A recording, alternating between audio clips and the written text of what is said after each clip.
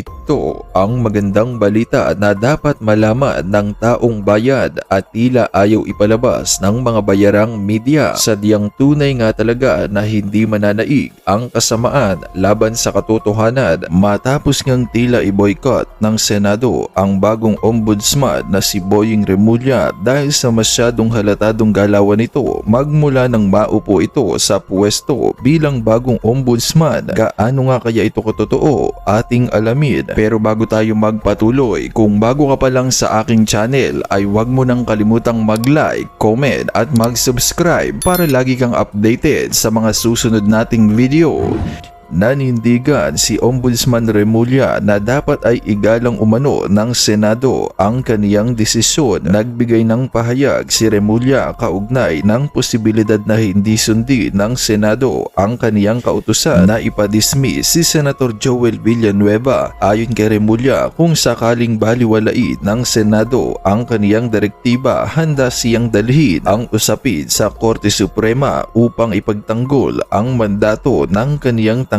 Matatanda ang inanunsyo ni Remulla na magpapadala siya ng liham sa Senado upang ipatupad ang dismissal ni Villanueva na may kaugnayan sa naunang suspension nito noong 2016 dahil sa umano'y maling paggamit ito ng kaniyang PDL noong siya pa ang kinatawa ng CIBAC party list. Subalit naniniwala naman si Senador Alan Peter Cayetano na si dating Senadora Leila de Lima ang nasa likod ng isyong kinakaharap ngayon ni Senator Joel Villanueva sa tanggapan ng ombudsman. Ayon kay Cayetano, ginagawa umano nito ni De Lima upang palabasing patas siya sa kabila ng kakulangan ng matibay na ebidensya at mali ang mga ibinibintang laban kay Senator Villanueva. Giit ni Cayetano, lalong mapapasama si Ombudsman Boying Remulla dahil sa pagkakaroon ng tagapagpayo sa may motibong politika. Lagdag pa niya, dapat mag-ingat ang ombudsman sa mga hakbang na posibleng gamitin para lamang sa pansariling interes ng ilang individual. At para sa buo pang detalye ng balita, narito't panoorin natin ang full video. Usapan na natin ang mga mainit na issue. Alam nyo, ladies and gentlemen, mga batateros,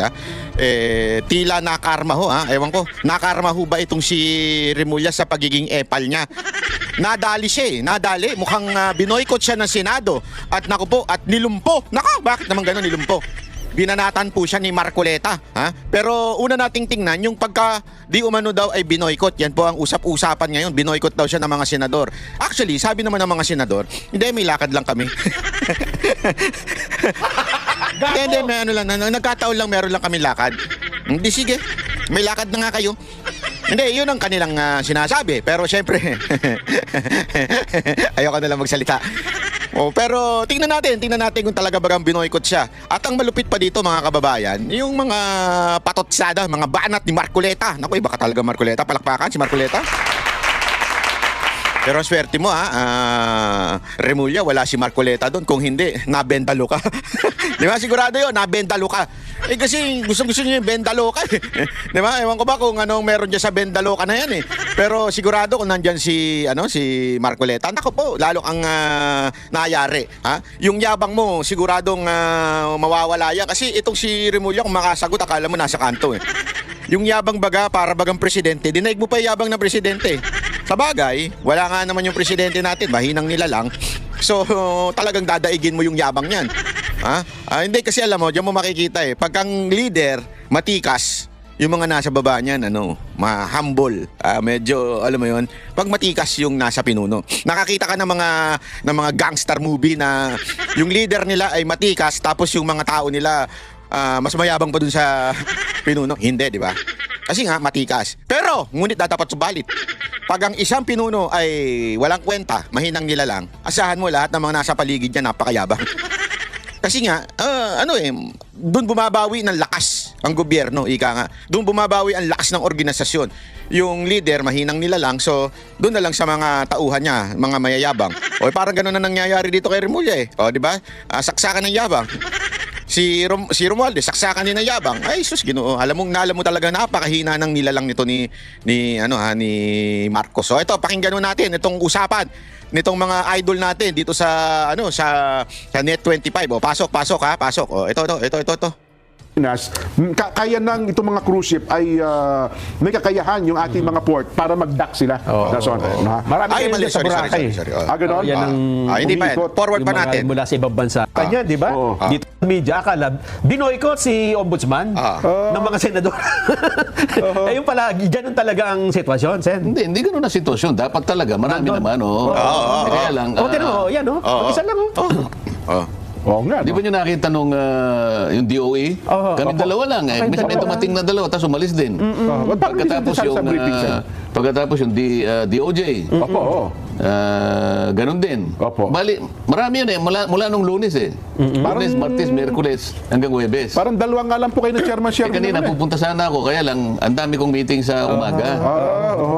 Sana sabi ni ombudsman, ay, salamat, wala. Pero kapag ano ba ang sitwasyon dyan, sir? Kapag ganyan, budget briefing lang, hindi pa naman talaga yun yung final na budget ng isang ahensya. Briefing lang, kasi kinakailangan tanungin mo sila, bakit ganito yung budget ninyo? Bakit ito? Ganyan. Okay.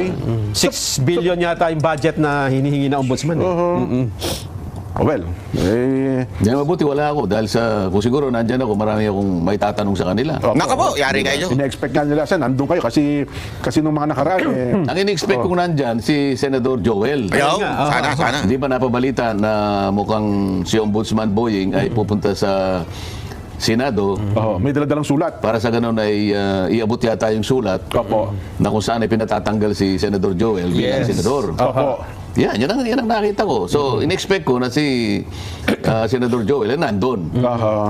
Ay siguro, napansin niya, hindi wala na dapat ipakipagtalo kasi mukhang hindi na ata itutuloy ni Ombudsman Boying ang sulat dahil sa napatunayan na palang na-discovering dismissed na pala Yung kaso. ang kaso 2019 pa, yung kasong kinaharap ni Senador Joel Villanueva. Sen. Parang nabigla pa si Ombudsman Boying na yun na nga po. na-reverse pala. Kasi Nakakapagtaka naman yan. Bakit? Hindi mo ba tinignan muna bago ka nagpasya Ayun na na gumawa ng isang hakbang para yung hakbang na yun itatanggalin mo ang isang senador. Hindi mo ba pinag-aralang mabuti yun? dapat nga nag-due Hindi naman diligence man lang siya, di ba? Hindi lang. Pati ba yung mga kasama niya, hindi niya tinanong? O yung tinanong niya, hindi rin alam ng mga kasama. Malamang po. Problema, Sen, may nilabas na clearance September 9, 2025 Ombudsman na wala na nung kaso doon, na pending. Di, ako ang Iba sinisis. naman yung clearance. Iba yung pinag-uusapan yung kay Senador Joel. Kay Senador Joel, panahon pa ni Conchita Carpio Morales. panahon pa ng predecessor ni Martires. Ombudsman Martires. Yes. Opo. 2016 yun, napagkamalan niyatang nagkasala si Senador Joel kasi pinagbasihan isang communication na parang 10 million nata na Opo. kanyang PIDAP ay pinagamit sa mga Napoles. Yes. Opo. Ang problema, yung ginamit na ito, base lang sa mga accounts na nababasa ko. Opo. Letterhead. Yung letterhead na ginamit ay Buhay Party List. Opo. Samantalang si Senador Joel ay Sa Sibak. Sibak, opo. At pagkatapos, yung pirma niya yata doon na nag-endorse nga ng project, kinuwestiyon niya sa NBI. Tama po. Napatunayan naman na hindi niya pirma yon. Pineki daw pala. So ito naman kasi, 2016 pa yung order ni Ombudsman Morales, Conchita po yan. Conchita Morales. Ano bang? Tama po, Conchita Carpio Morales. Conchita Carpio Morales. Yes po. 2016 pa yon. Yes. Oho. Kaso, nakapag-motion for reconsideration si Senator Joel. Opo. Hanggang sa mag-retire naman yung isa at napalitan siya ng bagong ombudsman. Oho. So 2019, nung mapagpasyahan, na ni-reverse pala yung naunang order ni Conchita Morales. Yes, opo. Carpio Morales. Oho. Ang pinagbasihan nga yung hindi niya pirma yon at mali yung letterhead. Opo. Sa mga tweet, napalitan yung desisyon. Yes. Okay, nung makita siguro ganun, hindi na siya tumuloy sa Senado. Hindi ba? Kasi daw, meron pa rin pa sa Meron siya sinasabi. ginawa daw po yung pasikreto Secret decision daw po yun sabi naman ni Ombudsman na Uncle Sam Martires, paano secret nandun nga sa System. system nila na isang click mo lang, makikita mo na dismiss na pala. Saka makikita mo. CCMS. Ayan, opo.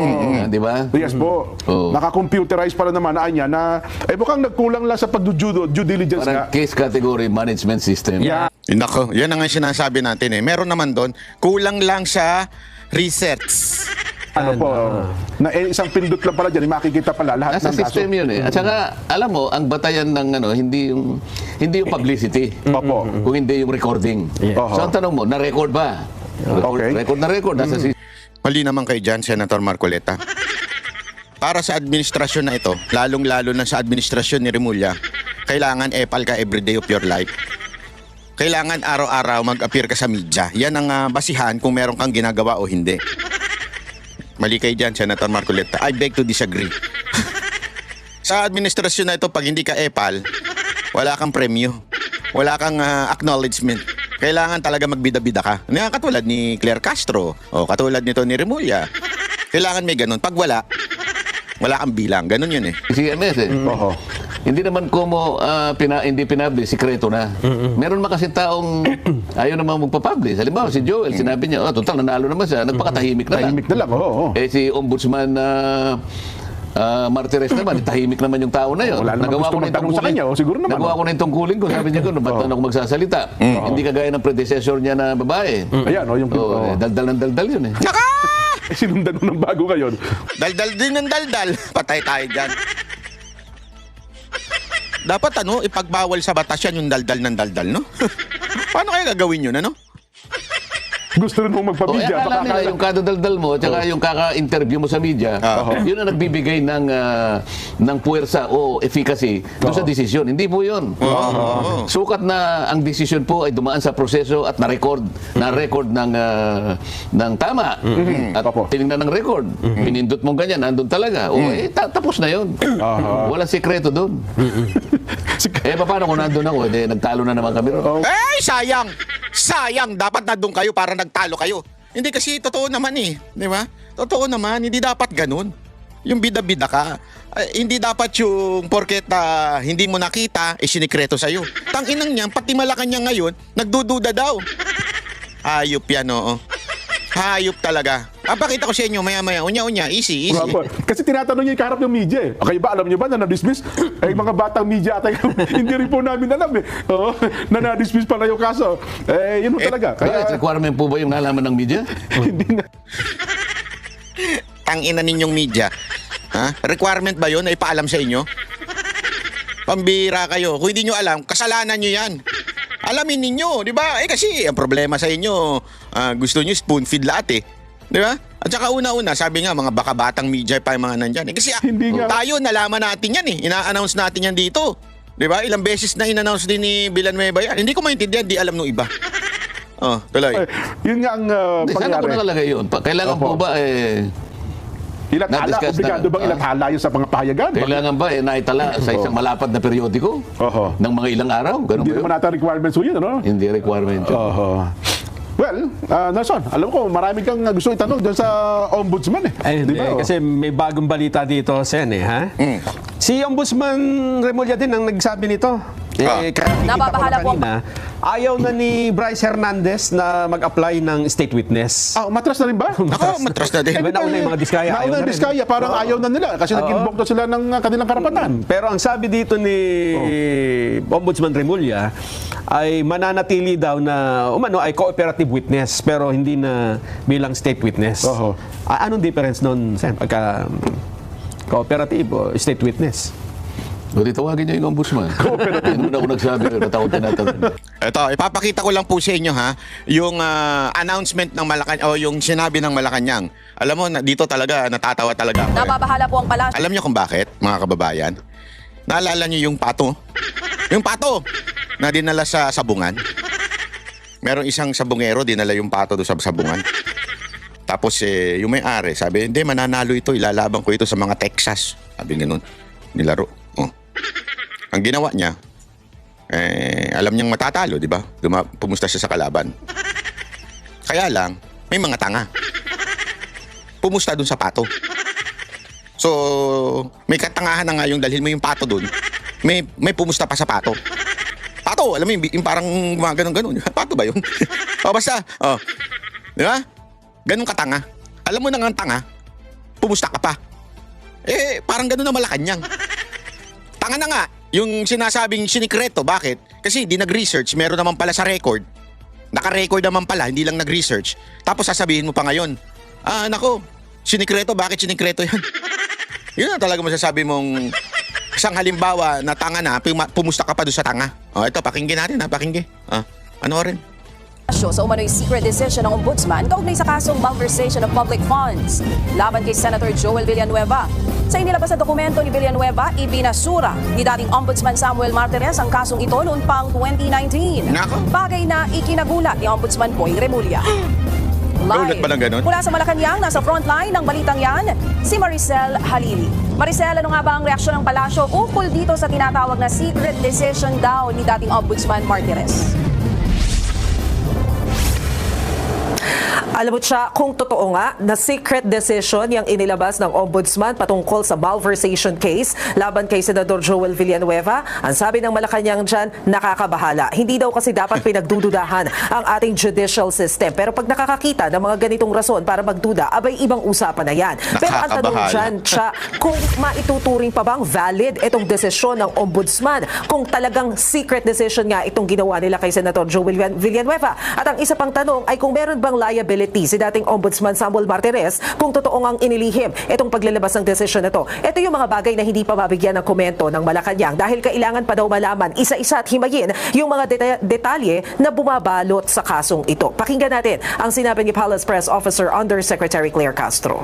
Kung ito po ay mapapatunayang totoo, ito po ay nakakabahala dahil hindi dapat nagkakaroon ng pagdududa ang taong bayan sa ating justice system. Tayo naman po ay nananalig at nagtitiwala sa kakayahan ni Ombudsman Boying Remulla, imbestigahan ng malaliman upang kung anuman ang may pagkakamali. Ang lupit talaga, no? Ang lupit mo talaga, Claire Castro. Ikaw na ang pinaka... Duktungan nyo na lang yun. Sa dulo. Ikaw na ang pinaka...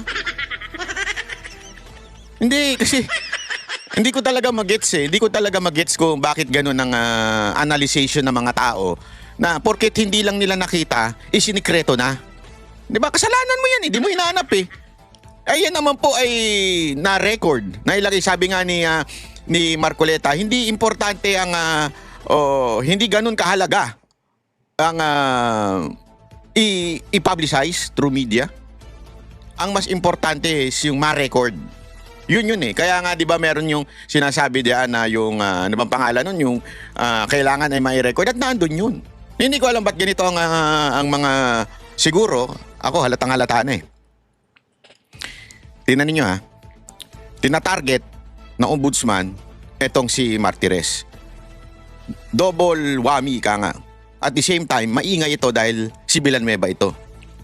So isang senador. At the same time, ito pa yung issue ng quote-unquote corruption. Na alam mo naman, trending ngayon yung issue ng corruption. So ibig sabihin, talagang ito yung pag-uusapan. Alam nila na pag-uusapan to.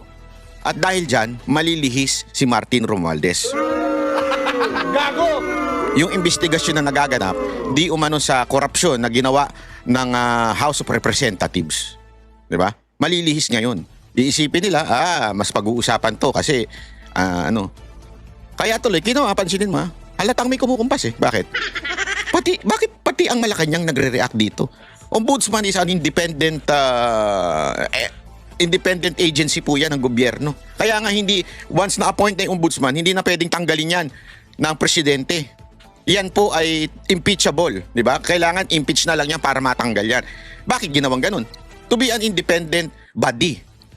And yet ngayon, para bagang isang kumpas.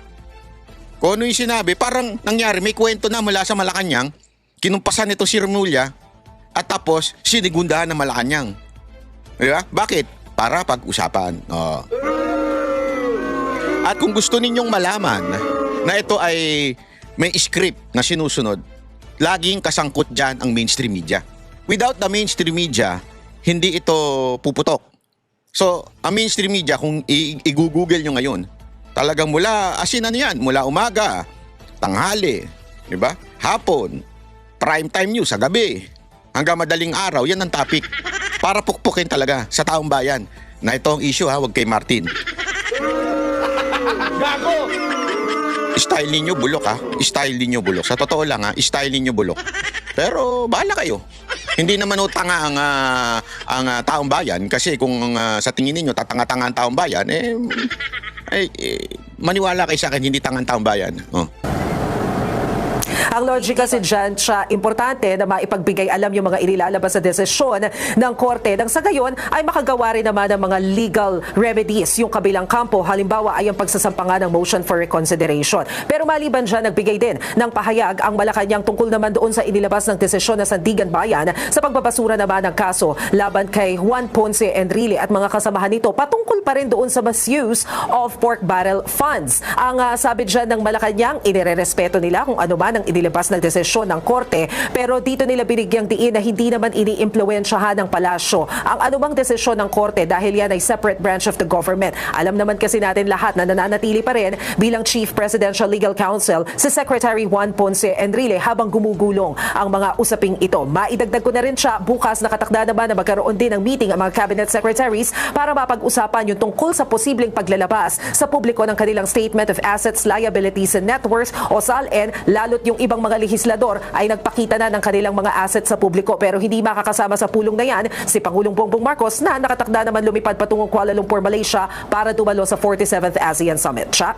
Maricel, para sa mga dismissal case, katulad nung kay Senator Joel Villanueva noon, na sinasabi ngayon na naging parang secret decision, ano ba talaga ang pamantayan doon? Pagka ba naglabas ng desisyon, dapat inilalathala ba ito sa media? Bakit wala halos nang nakaalam? Alam mo, siya, nananatiling pala isipan sa atin yan kung bakit walang nakaalam. Kasi may mga media members din naman na nakatutok dyan sa ombudsman. So usually, nalalaan talaga ng mga nakatutok dyan. Patungkol sa partikular yan na ang magandang tanong, ha? Yan ang magandang tanong. Okay. Ngayon, pasasagutin po natin, wait lang. Pasasagutin po natin mismo yung gumawa niyan.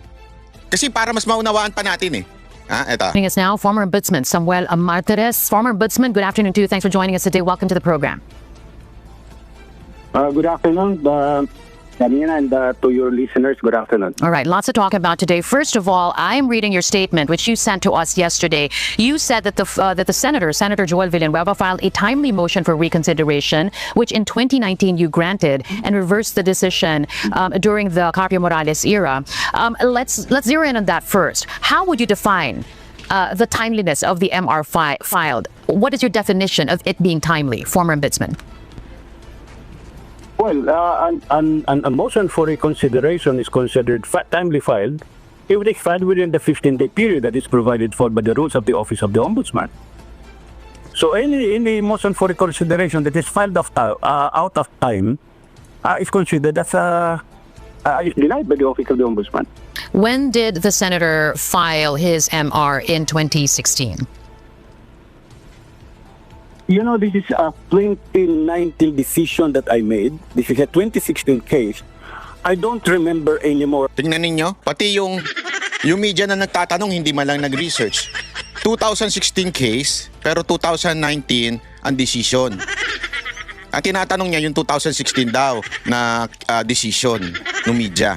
Dito pala malalaman mo na hindi ko sinasabing tanga yung media, pero hindi ko kasi perfecto din. Ito na nga, simple-simple. Trending na nga yung news, hindi niya pa ni-research. Di ba? Tuloy. The details of the case. All I remember is that I approved or I granted a motion for reconsideration filed by Senator Joel Villanueva and some other persons, other respondents in the case. That is all that I remember. On the details of the dates, I don't remember, except that I remember that the decision granting the MR was sometime in 2019, July of 2019, I think. But if you cannot remember the details, why then did you say that he filed a timely motion for MR? Because we are not that crazy, we are not stupid to be granting an MR that is filed out of time. Sabi kasi ng media, bakit di mo na matandaan? Importante yan Paano kayo nakakasigurado na yung motion nyo ay pinadala ng tamang panahon? Alam mo, ewan ko. Ito lang masasagot ko Ako simpleng mamamayan lang na may mga kaso. Kaya alam ko yan. Hindi ka pwedeng lumagpas doon sa expiry na binigay ng korte. At kung yung korte na dumidinig ng kaso mo, nagkamali rin, particular, na para bagang sinabi niya, in 15 days kailangan ka mag-reply. Nakapag-reply naman ako in 14th day. Tapos sasabihin sa iyo ng korte, sorry, expired na, hindi ka na pwede mag-reply. Alam mo mangyayari? Ako, tatakbo ko doon sa mas mataas na korte at irereklamo ko yung korteng nasa baba. Sandali, 14th day ito yung receive day ko, may tatak. 40th, tapos makikita doon, 40th day. I-reverse ngayon nung upper court, yung nasa taas pa niya. Halimbawa, kung nasa RTC, nasa CA. Kung magkamali naman ng CA, may Supreme Court. So, hindi pwede kasi mayayari yung nasa baba. Meron silang mas boss sa taas. So, yung sinasabi ngayon ni Martires, na tinatanong kasi ni Isa, paano ko nakakasigurado na in 15 days hindi mo nga matandaan? Kasi maaaring hindi niya matandaan kasi dala na ng edad nitong ombudsman na ito. Di ba? Matanda naman na ho ito. Kitang-kita naman natin. Puting-puti na buhok. Matanda ho ito. Siyempre hindi niya matatanda ng lahat ng details na dinisisyonan ng ombudsman. Di ba? So hindi na siya Pero sabi niya nga, hindi naman kami tanga. We're not stupid na hindi sumunod sa pamantayan. Kasi remember, wag po nating kakalimutan ha. Wag po nating kakalimutan. Ang ombudsman ay hindi yan judge. Ano po yan? Sila lang yung magpo-prosecute, titingnan nila kung may probable cause isasampa sa sandigang bayan. After nun, may Supreme Court pa. So kung magkamali-mali yan, yari sila dun sa Supreme Court. Kaya kailangan, sigurado. At syempre, pag sinampa sa kanila, tapos paso na pala yung period na para mag-apply si Villanueva ng motion. Uy, mga kababayan, mayayari sila pagsalang nila. Mate-technical sila. Kaya tama yung sinasabi ni ombudsman dito. Martires, sinasabi niya, hindi kami tanga. Kung yung iba tanga, na ombudsman, hindi, wala ganun, wala. Ako na, dagdag ko na lang yun. Pero yun ang sinasabi niya.